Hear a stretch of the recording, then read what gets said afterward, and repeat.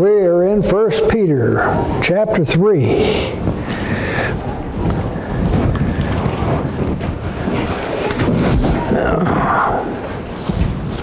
We read the first 6 verses, but we didn't quite get through the discussion of it. So I'd like to reread those first 6 verses and kind of reinforce some of the things that we've already talked about. My subtitle under this chapter says, Godly Living. 1 Peter 3. In the same way, you wives, be submissive to your own husbands, so that even if any of them are disobedient to the word, they may be won without a word by the behavior of their wives. As they observe your chaste and respectful behavior, your adornment must not be merely external, braiding the hair or wearing gold jewelry or putting on dresses, but let it be the hidden person of the heart, with the imperishable quality of a gentle and quiet spirit, which is precious in the sight of God. For in this way, in former times, the holy women, also who hoped in God, used to adorn themselves, being submissive to their own husbands, just as Sarah obeyed Abraham, calling him Lord. And you have become her children, if you do what is right, without being frightened by any fear. As we mentioned last time, submission is not considered today one of those good traits for us to have. And so we tried to explain about the kind of submission Peter is talking about, in that it is not a way to become a doormat. It is rather a way to win over husbands who are not followers of the way. It is not a way to force a spouse to accept a new way of life. It is a term, it is a voluntary method to influence their spouse. And if you recall, most of what Peter wrote about in chapter 2 was about submission to authority, wasn't it? Submission to each other and those that would persecute you, cause you harm. So, rather than being an ugly term, it needs some explanation. Submission should not be demanded. We said it could be a form of slavery if it was demanded. If someone forces submission, it's actually physical or mental cruelty. Fear or dishonor has no place in a healthy marriage, and he talks about that. So I don't think that forced or demanded submission is what Peter is talking about. He is talking about a voluntary cooperation out of love and respect for whom? First and foremost, it's love and respect for our Lord. Because what did our Lord do? He submitted himself to the enemies. He submitted himself to authorities and was put to death. Okay? So first of all, it is out of love and respect for God. And then second, it's out of desire for your husband, in this case he's writing to wives, to change. And hopefully, what we tried to explain last time is that submission is relational. In this case, the wife is related to the husband, and the wife wants what's best for the husband. The husband hopefully will reciprocate. God is telling we ladies. Yes, in this case. To love that husband. Yes. And obey him as God has taught us to do. Yes. But to also remember what we know that he wants us to do, and in so living, we may influence that man to be the Christian we want him to be. Absolutely. But you cannot force this Absolutely. on your mate. But we are, God's plan tells us to love that mate and to be subjected to him. But he also gives him instructions also. One of the things we didn't talk about last time, but it's kind of in the periphery of these verses, is what is marriage? What is marriage? Joining together two people, male and female. Okay, and a term that we sometimes use for this joining together, Adam and Eve, yeah. But there's a promise involved. It's God's plan to populate the world. It's to be done through marriage, according to his.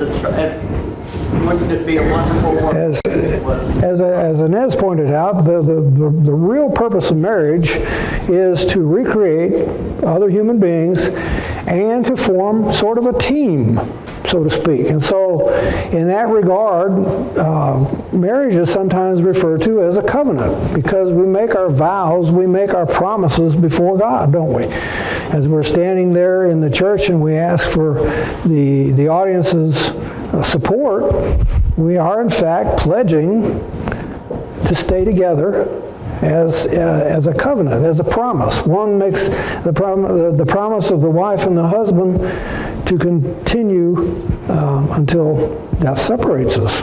Okay? So in that regard, it's very much like the promises that Jesus made. It's very much like the covenants that he had with us as humans. Okay? Jesus is ordaining, so to speak, the marriage covenant. And we are making these promises before him. And therefore, the submission aspect is an effort to fulfill the covenant or promises that we made.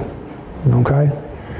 It is not an opportunity for the man to take advantage of the wife or the wife to take advantage of the man. And it's not, submission is not done to guilt trip somebody into becoming a Christian. It is done to encourage. It is done to change behavior. It is done to hopefully draw closer together.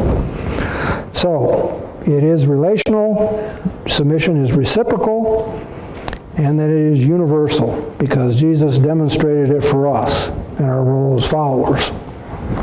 So, and if you stop and think about it, in this church family, don't we submit to one another? Yes, we do, or at least we should. Okay. If someone is in need of prayer, then we offer a prayer. If someone is in need of support, hopefully we offer support. If someone is in need of transportation, someone offers transportation. And so we submit to other members of this body, and therefore it's not considered a negative term like it is today when people consider submission as a bad trait. Okay, it's not a bad trait. Any thoughts? My Bible has a note in the concordance, and I think it's very good. It says, the loving, gracious submission of a Christian woman to her unsaved husband is the strongest evangelistic tool she has. I think that's right. I really think that's right. And it certainly was true in our marriage. Debbie was a Christian long before I was. And it is the kind of thing that can change a stubborn man's heart, can change a man's behavior. It is a powerful tool. So he goes on here in the first verse. He says to be submissive so that they may be won without a word by the behavior of their wives, just by observing their wives' respectful and chaste behavior. And then verse 3 it talks about adornment.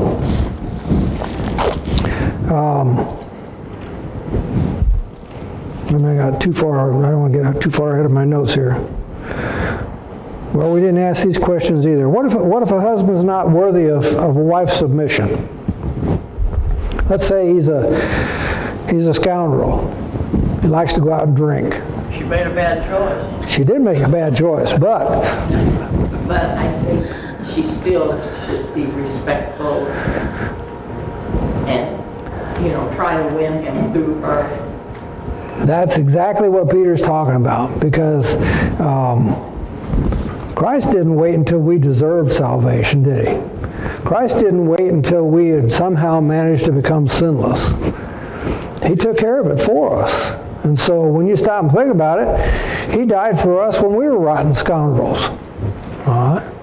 And like Janice said, if you made a bad choice and you're stuck with a guy that is abusive or stuff like that, it doesn't mean you stop being submissive. It just means it's that much more important. You be careful. The female better be careful. You do need to be careful, and it's not up to the women to be abused. It's certainly not a requirement to be physically hurt or mentally challenged. Well, the thought ran through my mind, he is allowed his judgment. And so if he wants to be, let's say, a bad husband or a drinking husband, you can talk to him, you can pray for him, but he's still his own person.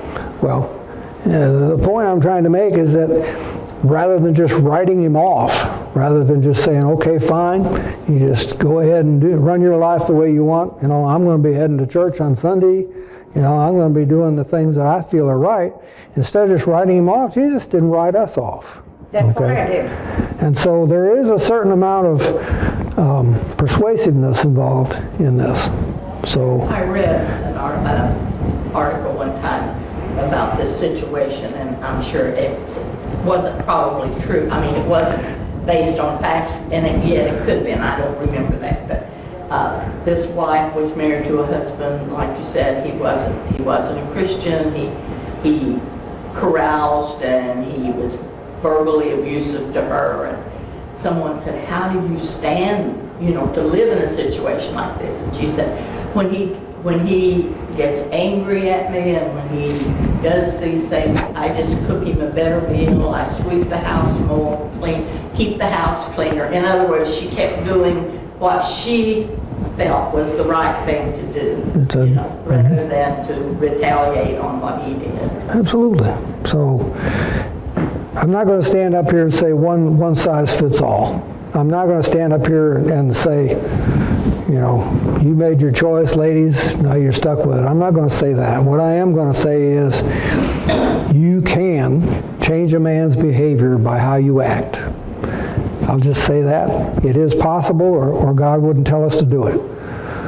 So, But in the beginning, this is a very serious decision for both parties. yes. Because they need to seriously think about this being a lifetime decision that I'm making here. And it is.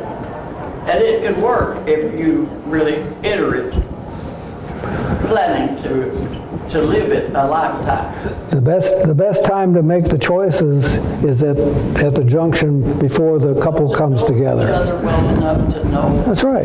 you're going to have a happy life. That's right. Absolutely. And that's what God wants for you. It is, and we're going to talk about that in just a second here when we get to this next verse here. When verse 2 says, it describes how a wife dresses and her behavior can change his heart. I mean, this is criticized in today's culture too, isn't it? I mean, we're told all the time that just because of how a woman dresses does not excuse a man abusing a woman. But it is, unfortunately, or fortunately, however you want to describe it, it is a fact that opposite sexes are attracted by appearance. But hopefully it goes beyond appearance before you commit to a marriage relationship. And as was pointed out here, attractive hairstyles and beautiful clothes may attract him physically, but what's more important in God's eyes? Inner beauty, the things inside. That's exactly what he says in verse 3. It says, inner beauty is the true beauty in the sight of God, not the external beauty. These same qualities in a wife can touch a man's heart, can change him and make him want to become a Christian by showing him love and grace. And so a Christian wife may thus win over her husband. So what about verses 5 and 6? What's going on in 5 and 6? In former times, holy women hoped in God and used to adorn themselves. Yeah, Mike? I just had a comment to make on that. Okay? But I feel that in today's society, that marriages and the younger people are more out of lust than anything else. They go into it with the intention, if it doesn't last, we'll just get divorced. It's no big deal, or anything like that. There's not the love, the affection there that I think it used to be. I can't argue with you. It does seem that way. Today's generation is in a hurry to do everything. I think about my children and their cell phones and their buying habits. If you can find it online and it's available on your phone, you can get it ordered right now and shipped to you the same day. They're happy. If, on the other hand, you have to get up out of your chair, walk to a store, go find something, pay for it, bring it back home, that's just tedious. That's just tedious in their eyes, okay? So, in that regard, yes, you're right. They're in a hurry. And sometimes when you're in a hurry, all you see is the surface, not the person underneath. Today's society, young people don't leave anything to be learned together. And I think that's a big mistake they make. If you're saying what I think you're saying. They are too involved in the sexual need, and they don't wait to learn the beauty in sex as God gave it to us, and it is truly a gift, a beautiful gift from God. Yeah. Is our sexual relation with our mate. They miss something when they don't leave to learn together. Yeah, it goes hand in hand with faith in general. If it doesn't matter what faith you belong to, if it doesn't matter, if or even where you worship, then why would it matter whether you wait to have sex? So yeah, it's the two kind of go hand in hand. It's not a good sign. But what about these holy women in the Old Testament? It says they put their hope in God to adorn themselves and make them beautiful. How do they make themselves beautiful? Through their character, their submissiveness. Yes. The example cited here about Sarah, she in deference to Abraham and called him Lord, i.e. ruler. She was not afraid of him, and she was submissive to her husband. And so it demonstrated her faith in God by how she submitted to her husband. So it just reinforces it's not jewelry and clothing that matter, especially to God. And if a man of God, a husband in this case, recognizes a wife's beautiful behavior, inner beauty, so to speak, maybe it'll make a difference in him. Any more thoughts? Well, I know we don't have young people. Not in this class. And our kids are grown, everyone that's in here. But a lot of this possibly could be avoided if they surround their children with other Christians. Sure. And I know our kids had the Christian education through high school, Try to immerse themselves in it, yeah. through college, the whole bit, and married people of the like faith, and got to know them. And even when my sons, before they got married, I told both daughter-in-laws individually, they are now yours to take care of. I don't want them back. That's right. And they kind of laughed at that, but over the years, they've come back and said, remember what you told me, don't you? Yep. And I said, and I meant it. I mean, this is for a lifetime. Yeah. And our granddaughter just got married in Tennessee last Saturday. And we had, again, she married into a Christian family. And one of the pictures we took had everybody lined up with how many years they'd been married. All the grandparents. all the grandparents and everything else. Yeah. We won. Yeah. They're longer than even the other grandparents. They've only been married 57, but we've been married 58. Wow. The new son-in-law, my son, they've been married 37. My son's been married 30-something. Well, You know, I mean, it's all in attitude, it's all in the way you raise. It doesn't necessarily mean that some of these other things won't come in, but if you start off together with a like mind thinking, yeah.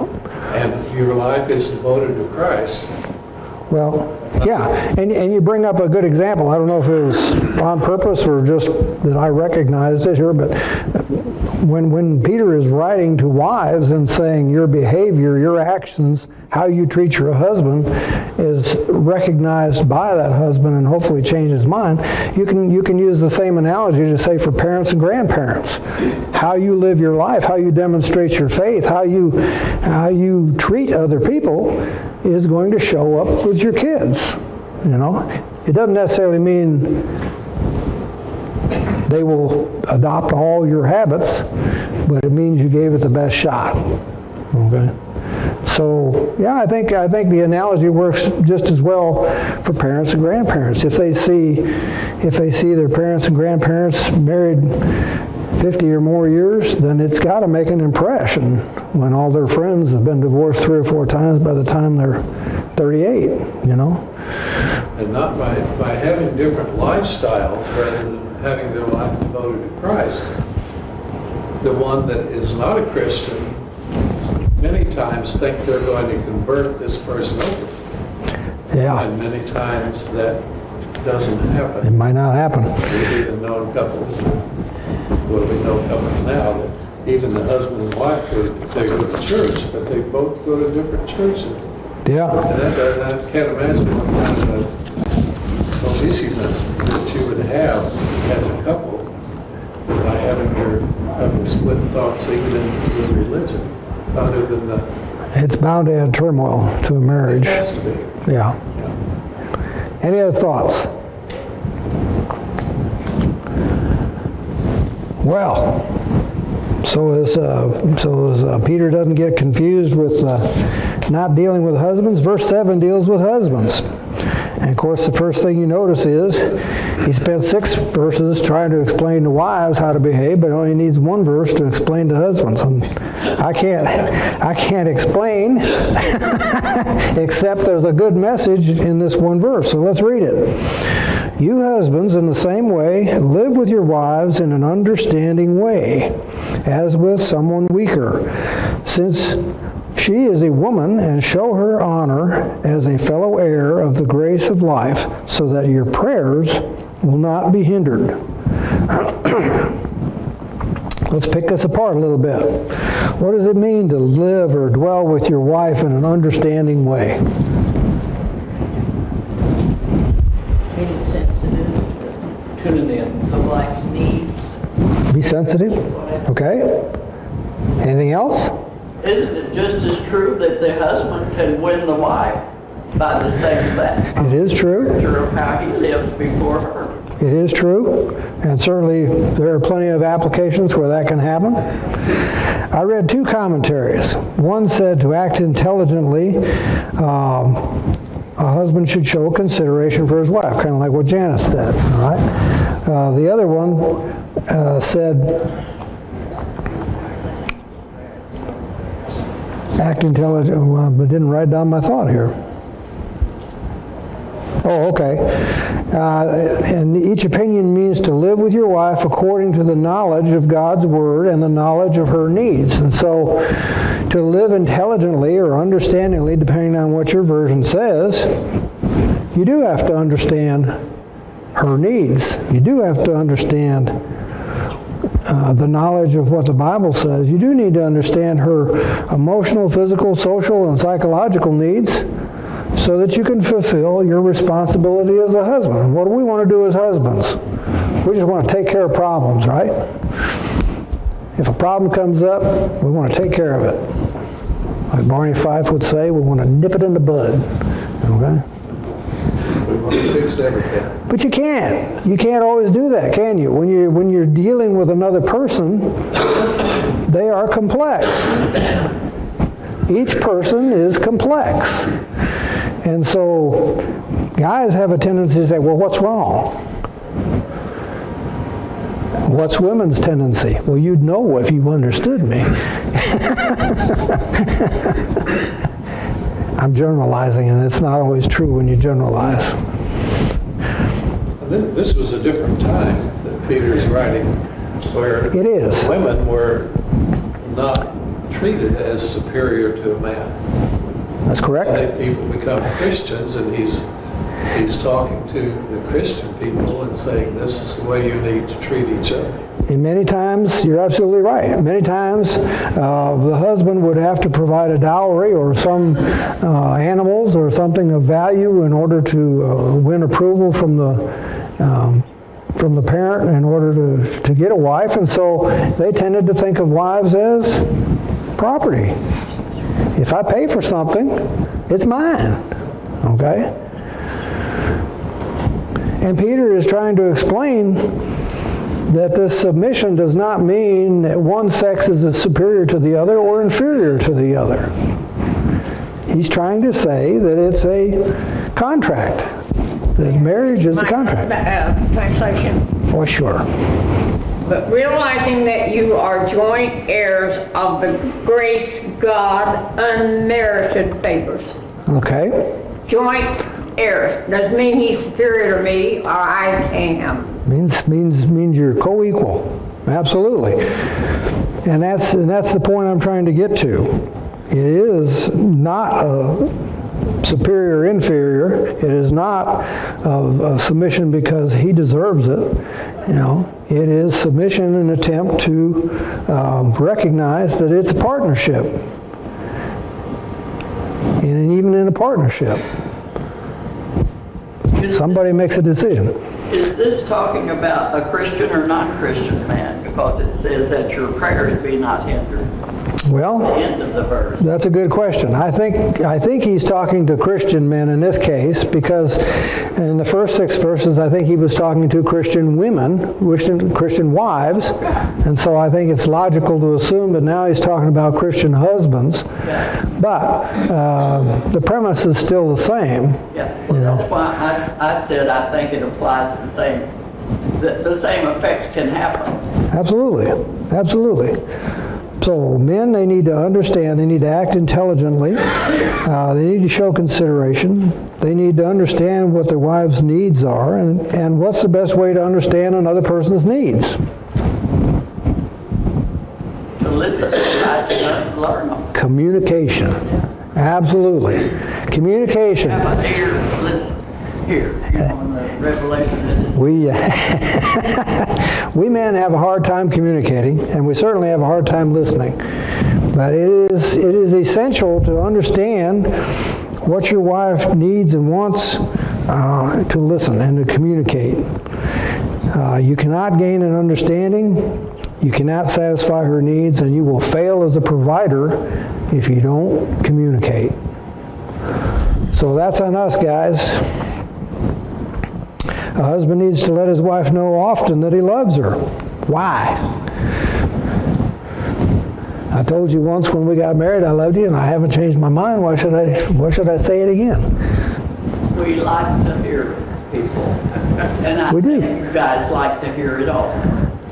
Yeah, truth be known, we do. Yes. Yeah.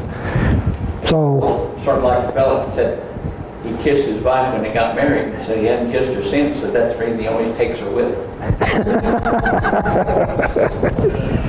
So we'll never kiss her. it says in Ephesians 5:25, husbands, love your wives just as Christ loved the church and gave himself up for her. So, she needs to hear that she's loved, she needs to know that she's loved, and she needs to know that and men need to know that it's a Christian teaching. You know, we're to love our wives the way that Jesus loved the church. And how did he love the church? He loved it enough he was willing to die for it. Okay? So it doesn't hurt. Doesn't hurt to tell her you love her early and often. What about in verse 7 where it says, husbands should treat their wives as the, quote, weaker vessel? What does that mean?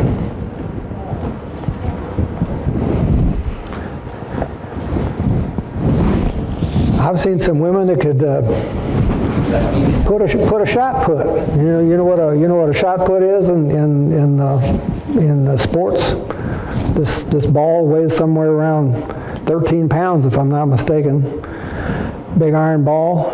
Okay, you have to stay in a little circle, but you can heave this thing. I've seen women that could do that. What does it mean to treat? Man was made first, and woman was made from man. That's why we're considered the weaker vessel, right? Well, that's part of the reason. I mean, just physically, most women are of less strength than a man. That doesn't mean that all women are less strength. So why would he say, treat them like the weaker vessel? We'd like for you to think that when we have something heavy. My wife says she keeps me around just to open jars Amen. and to reach the top shelf. Your grandson is I think what he's saying, I mean, going back to what Bill said, obviously, men at this date and time that this was written felt like their wives were weaker, and they needed taken care of, and they needed attention, and they needed... Well, years ago, women didn't work. Yeah, Have jobs. yeah. That brings up a good point. I'll tell you about that later, yeah. early. Didn't it take them a while to realize that women were just as important in God's eye as they were? Here's an analogy for you. Suppose you had a porcelain vessel, a porcelain vase, okay? And you would generally consider a porcelain vase a weaker vessel, right? Why would you buy a porcelain vase? You need it, it looks good. When you put flowers in it, it makes a beautiful decoration. Now I could just as easily put flowers in a pot and pan, couldn't I? Let's say I had an old coffee pot. Okay, I could put flowers in a coffee pot. Why would I not do that? That coffee pot's nice and durable. Because of the visual effect. Because of the visual effect, okay? So if you consider this porcelain vase, where would you store it? You take care of it, right? You keep it in a china cabinet somewhere on a shelf where it doesn't get bumped over and broken. Where do you keep your pots and pans? I just throw them in a drawer. I just throw them in under the sink. Okay? Well, you know, that's a good analogy then. If you treat something as a weaker vessel, it doesn't necessarily mean it's bad. It means you just don't abuse it. You treat it with care and respect, okay? We're out of time. We will come back to this right here. Thank you for your comments.